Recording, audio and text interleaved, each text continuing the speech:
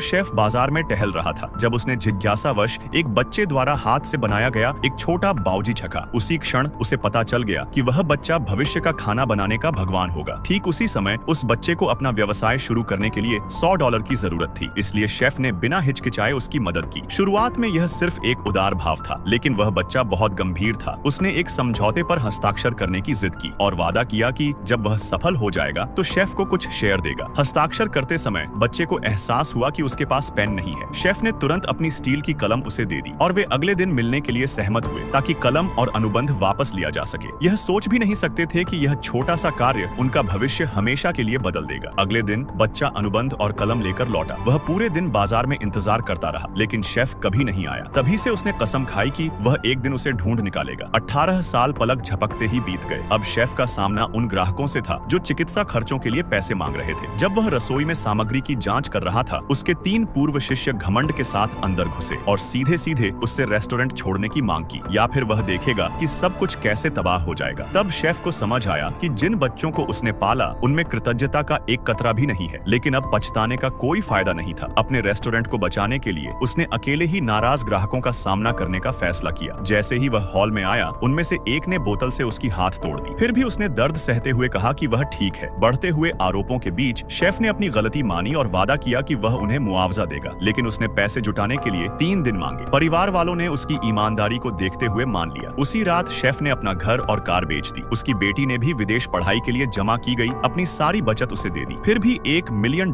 की कमी थी। निराश होकर वह अपने पुराने दोस्त से मदद मांगने गया। वही दोस्त जो अब सैकड़ों मिलियन की संपत्ति का मालिक था। लेकिन शेफ नहीं जानता था कि उसका पुराना दोस्त अब वैसा नहीं रहा। उसने न केवल उसे अपमानित किया, बल्कि रेस्टोरेंट के ट्रांसफर अनुबंध पर जबरदस्ती हस्ताक्षर भी करवाए। तभी उसने देखा कि उसके तीनों पूर्व शिष्य वहां आ गए हैं और उसे समझ में आया कि यह सब एक जाल था जो उन्होंने बिछाया था। शिष्यों ने पहले ही उसके पुराने दोस्त से सौदा कर लिया था। वे रेस्टोरेंट पर कब्जा करना चाहते थे ताकि उसे बिजनेस ग्रुप से जोड़ सके, लेकिन उन्हें नहीं पता था कि उस ग्रुप का संस्थापक वही बच्चा था जिसकी मदद शेफ ने 18 साल पहले की थी। इन सभी वर्षों में वह बच्चा पूरे देश में उसे खोज रहा था और हाल ही में उसे पता चला कि रेस्तरां का मालिक वही व्यक्ति है जिसे वह खोज रहा था। इसलिए वह खुद बातचीत करने आया, लेकिन धोखेबाज शिष्य सच्चाई नहीं जानते थे और शेफ को जबरदस्ती हस्ताक्षर करने के लिए मजबूर करते रहे। आखिरी क्षण में ग्रुप की टीम समय पर वहां पहुंच गई। सहायक ने एक नजर में ही शेफ को पहचान लिया। शिष्यों को लगा कि शेफ सौदा बिगाड़ रहा है और उन्होंने उसे जबरन बाहर निकालने की कोशिश की, लेकिन सहायक ने तुरंत प्रतिक्रिया दी और उनमें से एक को एक जोरदार थप्पड़ जड़ दिया। बाकी 2 भ्रमित रह गए, लेकिन फिर भी उन्होंने शेफ को गालियां देना जारी रखा जब तक कि सहायक के शब्दों ने उन्हें पूरी तरह से दहशत में नहीं डाल दिया। ये मेरा सेकंड चैनल है, इसे भी सपोर्ट कर दीजिए। इसका लिंक कमेंट में पिन है।